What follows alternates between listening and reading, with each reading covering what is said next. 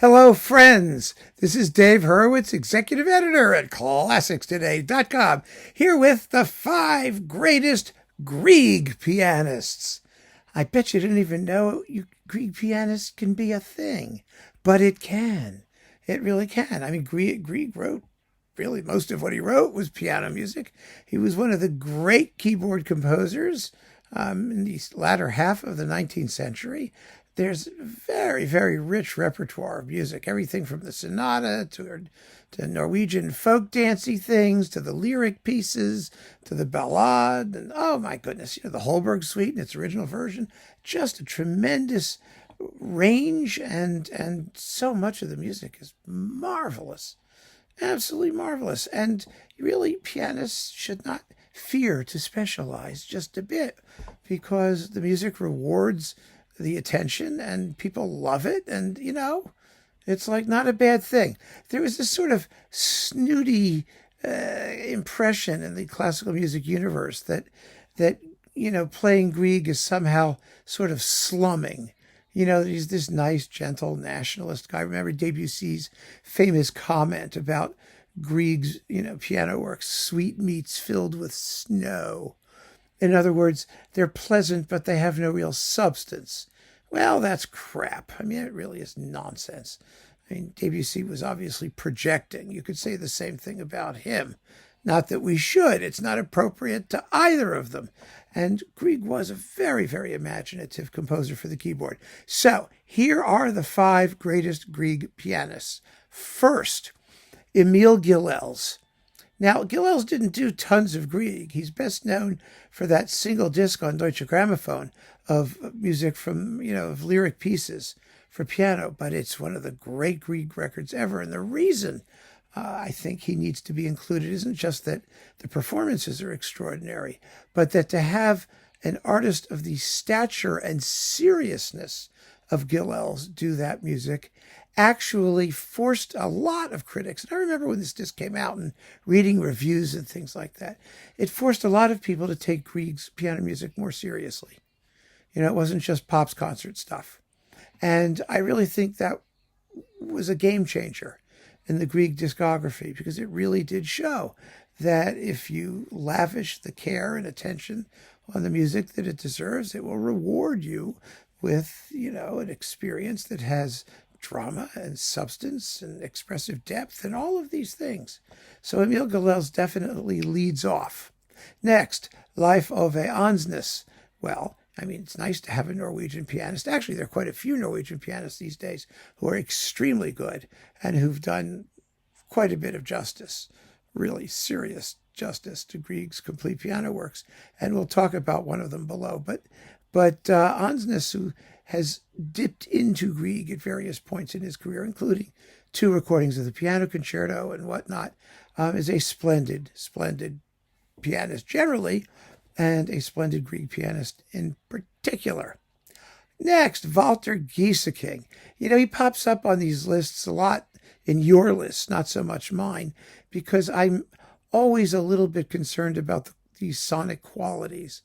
And his Debussy and Ravel, for example, I think really have been surpassed by later pianists, even though his recordings were extremely important in their day. But he also spent a goodly bit of time, he invested a goodly bit of time in Grieg, and, thereby brought up an interesting fact, which is that Grieg tends to fall between the cracks, when you try and categorize him. Yes, the lyric pieces may sort of reflect the Mendelssohn songs without words sort of tradition. But on the other hand, his harmonic sensibility often foreshadows the French Impressionists. Debussy and Ravel, pieces like Bell Ringing, things like that, and some very, very interesting works that are harmonically quite adventurous and daring. And Gieseking, who was sort of a German pianist who played French music, was a natural to do Grieg, and I think his Grieg sort of reveals that dichotomy rather nicely. So after Gieseking, Eva Knardahl. Now, Eva Knardahl was the first pianist, I believe, to do the complete Grieg piano works, and of course, she recorded it for that fabulous completist label, Biss. Robert von Bar got his hands on her, and she did all of the Grieg piano music. And she was a wonderful pianist, a tremendously sympathetic and intelligent artist who was able to do even the slightest thing with complete naturalness and freshness. She spent a lot of her time, I believe she was the pianist for the Minnesota Orchestra, the house pianist for a while. But she obviously loved the music. She relished the opportunity to give it really serious consideration and generous treatment. And her complete piano music cycle has held up extremely well. It's beautifully recorded, and it's absolutely first class. So she doesn't deserve to be forgotten.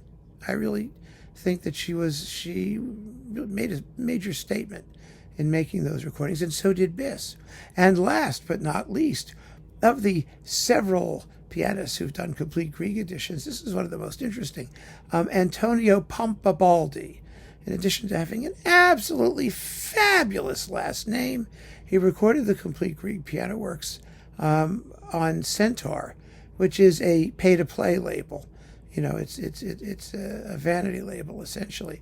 But Pompa-Baldi is a very, very good pianist, a really, really fine artist, and his Grieg is full of insight and interesting interpretive ideas. And I mean, I had all of it. I actually gave some of it to a friend of mine. I'm not sure if it even exists anymore as physical product. But if you see his name attached to Grieg, grab it and listen to it. I mean, his lyric pieces are so characterful. You know, he really finds interesting ways to phrase even the simplest ideas with complete naturalness, but also in such a way that it makes you focus and pay attention to what Grieg is doing.